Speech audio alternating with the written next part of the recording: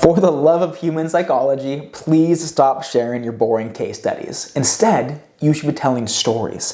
Think about how people consume basically all entertainment. It's in story form. Ebooks, books, Netflix, everything is told through stories because that is what captures and keeps attention. So in today's video, I'm going to walk through some examples of bad and good, and then teach you a storytelling framework so you can go take your boring case studies and turn them into stories that actually sell. So first off, here's a bad example.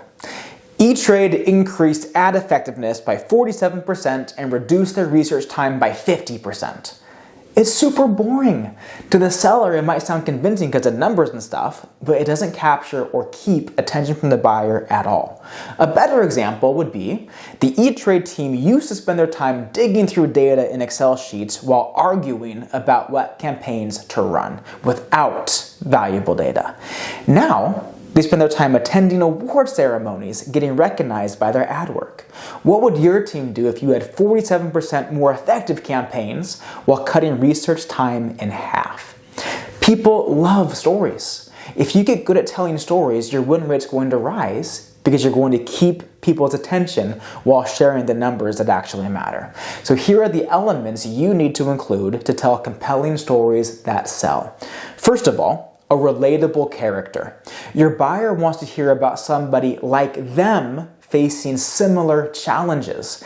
If I'm selling to a VP of marketing at a Series A or Series B startup, they're not going to relate to how you helped Facebook's marketing team overcome their challenge, no matter how impressive the story is, because they know Facebook is solving different scales of problems with massively different resources.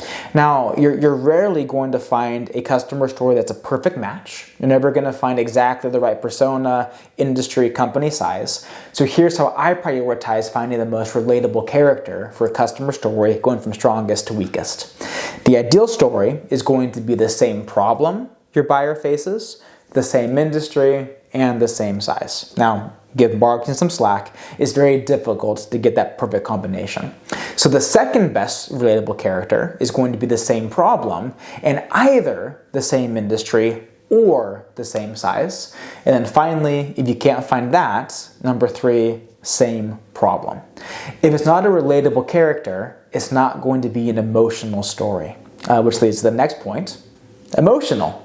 I believe the best sales stories drive some level of FOMO, or fear of missing out.